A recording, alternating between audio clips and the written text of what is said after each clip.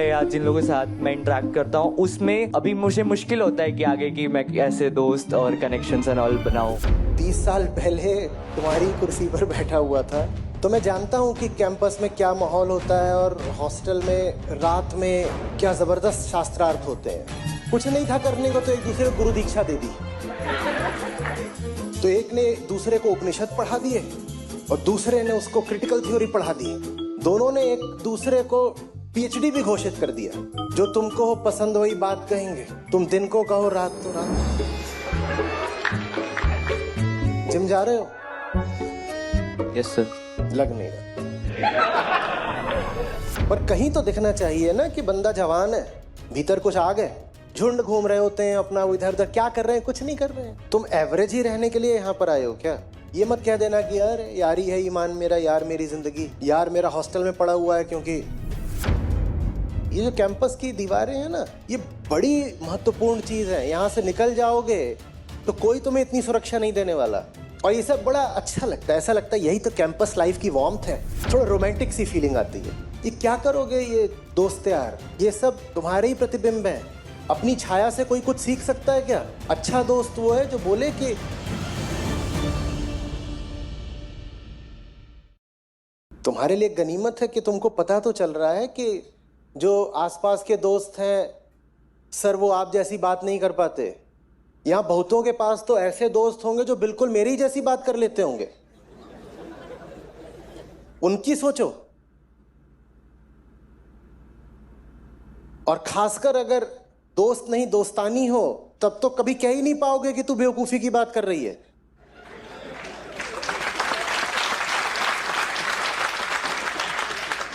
Gender specific ताली मत बजाओ, ये दोनों लिंगों पर बात लागू होती है। क्योंकि दो जने बैठे तो रोमांटिक बातें करते करते भी ऊब जाते हैं, तो फिर ज्ञान देने लग जाते हैं एक दूसरे को। कुछ नहीं था करने को तो एक दूसरे को गुरु दीक्षा दे दी। हाँ, और अब कितनी देर तक रोमांस करते? तो एक ने दूसरे को उपनिषद पढ़ा दिए और दूसरे ने उसको क्रिटिकल थ्योरी पढ़ा दी। दोनों ने एक दूसरे को पीएचडी भी घोषित कर दिया। जो तुमको हो पसंद वही बात कहेंगे, तुम दिन को कहो रात तो रात कहेंगे। बचा करो। और दोस्तों से बचना तो फिर भी एक बार को आसान हो जाए जो ज्ञानी बने हैं। जो घर में ज्ञानी है उनसे कैसे बचोगे? वो तो कहते हैं हमारे पास तो उम्र भी है, अनुभव भी है और बाप है तुम्हारे। हम बताते हैं तुमको असली ज्ञान क्या होता है।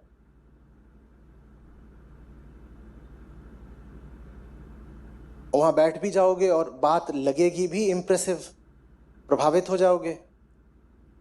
बाप माने आवश्यक नहीं, पिता ही कोई हो सकता है, चचा ताऊ, इधर उधर के पड़ोस के शर्मा वर्मा अंकल, कोई भी। हिंदुस्तान में ज्ञानियों की कमी है, विशेषकर पूर्वी भारत में।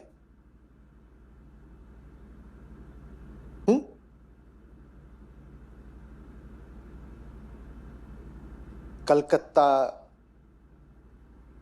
पटना, रांची, लखनऊ इन दिनों घूमा हूं। कितना ज्ञान लिया मैंने। मेरा सिक्योरिटी गार्ड, मेरी कैब का ड्राइवर, सबके आगे मैं नमित होकर के बैठा और उन्होंने मुझे भरपूर ज्ञान दिया। कोई यहां नहीं है जो ज्ञान देने से चूकता हो। होटल में रुका हूं, कमरे में वेटर आ रहा है, वो भी कह रहा है सर आपसे एक बात कहनी थी। मैंने कहा हाँ बोलो। बोले वो आज के सत्र में आप थोड़ा चूक गए।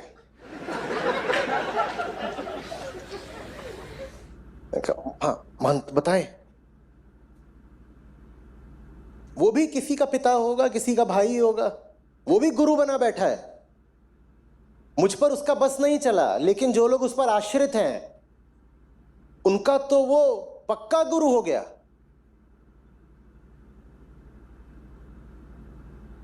मैं तो उसको कह सकता हूं कि वापस मुड़ जाओ और दरवाजे पे लगा दे डू नॉट डिस्टर्ब।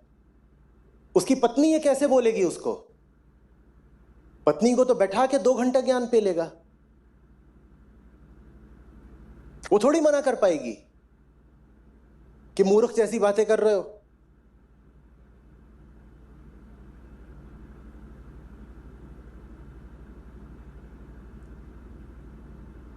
बहुत बड़ी लाइब्रेरी होगी, वहां जाओ और जिन्होंने सचमुच जिंदगी में कुछ जाना है उनसे समझो ना। ये क्या करोगे ये दोस्त यार? ये सब तुम्हारे ही प्रतिबिंब है। अपनी छाया से कोई कुछ सीख सकता है क्या?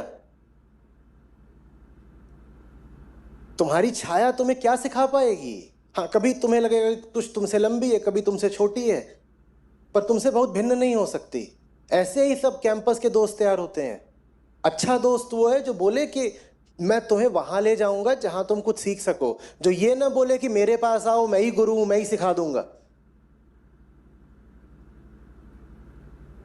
कोई मुद्दा उठेगा जिस पर विचार की, विमर्श की, फैसले की जरूरत होगी, तो अच्छा दोस्त ये नहीं कहेगा कि आजा मैं बताता हूं, मैं बताऊंगा ना। वो कहेगा आओ मेरे साथ, आओ लाइब्रेरी चलते हैं, आओ पढ़ते हैं और देखते हैं औरों ने क्या कहा। या चलो ह्यूमैनिटीज डिपार्टमेंट में कोई प्रोफेसर है, उनसे अपॉइंटमेंट लेते हैं, उनसे कुछ बात करके आते हैं। वो ये कहेगा ना। या वो वही जैसे वो श्रीमान राजपाल यादव, मुझे सब पता है, आओ।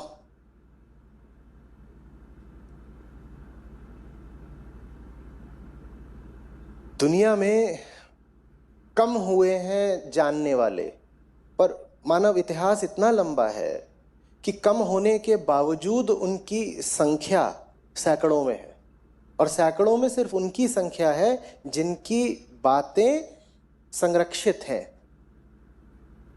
पुस्तकबद्ध हैं, कैटलॉग्ड हैं।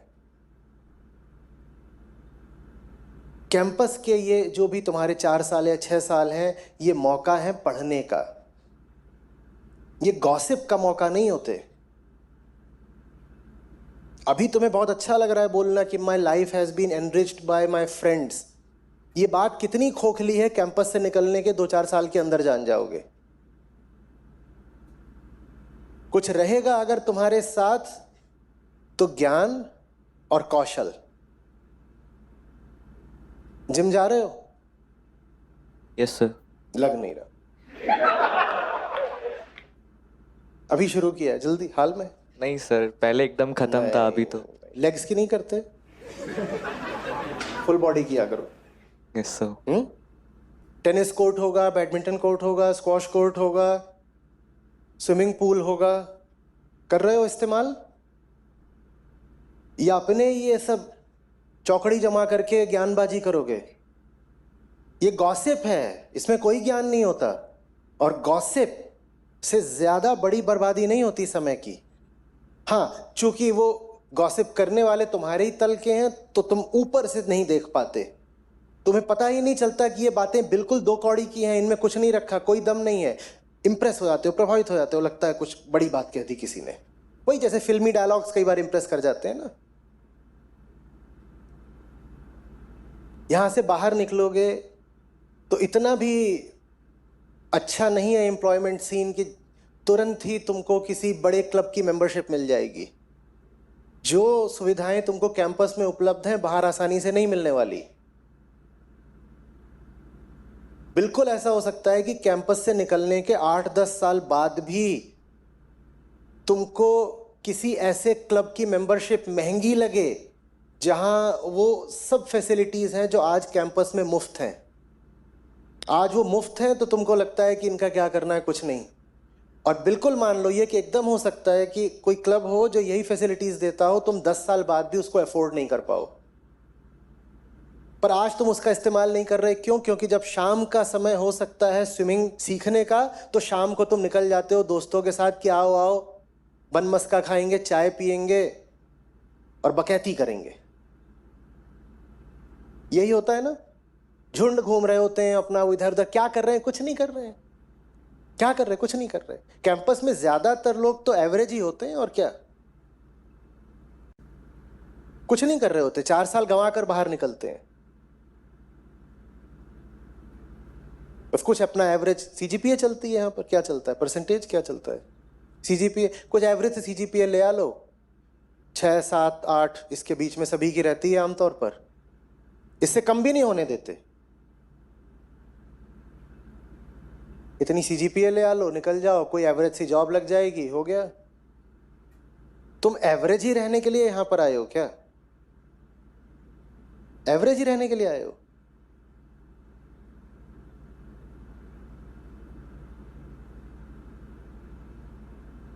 अच्छा दोस्त तुम्हें अपनी ओर नहीं खींचता है, वो कहता है साथ हाथ दोनों मिल करके ऊंचाई की ओर दौड़ लगाएंगे, दोनों मिल करके वो ऊपर शिखर है वहां दौड़ लगाएंगे, ऊपर रोशनी है और ऊपर दौड़ कर जाने में जान लगेगी, तन और मन दोनों विकसित होंगे और ऊपर पहुंचेंगे तो रोशनी मिलेगी। संकेतात्मक बात बोल रहा हूं, सिंबलिज्म समझ रहे हो ना? अच्छा दोस्त वो नहीं होता जो कहता है आजा आजा मेरे कमरे में आजा, और क्या कर रहे हैं दोनों कमरे में बैठ करके, मिले इसलिए थे कि असाइनमेंट साथ करेंगे, और असाइनमेंट के नाम पर कुछ नहीं, कुछ स्क्रीन खोल ली है, कुछ कर रहे हैं, कुछ कर रहे हैं, जितने तरह के काम होते हैं जानते ही हो, वो सब चल रहे हैं। ये कौन सी दोस्ती है? क्योंकि 30 साल हो गए हैं एक आईआईटी से ही निकले हुए, इसलिए बता देता हूं, बहुत हद तक तुम जिंदगी में क्या करोगे वो तुम्हारे इन 4 सालों से तय हो जाता है। क्योंकि इंसान आसानी से बदलने वाली शय नहीं होती। तुमने अपना व्यक्तित्व, पर्सनैलिटी यहां जिस सांचे में ढाल ली, वो सांचा लगभग पूरी उम्र वैसा ही रहता है। जो यहां से दबा दबा सा, डल, बोर्ड, मीडियोकर निकल गया, वो पूरी जिंदगी वैसा ही रह जाता है। जब तुम्हें यहां पर इतनी सुरक्षा थी, ये जो कैंपस की दीवारें हैं ना, ये बड़ी महत्वपूर्ण चीज है। यहां से निकल जाओगे तो कोई तुम्हें इतनी सुरक्षा नहीं देने वाला। अभी तुम एक अलग यूनिवर्स में रह रहे हो, ये यूनिवर्स यहां से निकलने के बाद नहीं मिलने वाला। जब तुम्हें इतनी सुरक्षा और इतनी सुविधाएं थीं, अगर तुमने तब भी नहीं सीखा तो तुम बाहर निकल कर क्या सीखोगे? ये वो जगह है जहां तुम्हें खुद को चुनौती देनी है, खुद को तोड़ना है,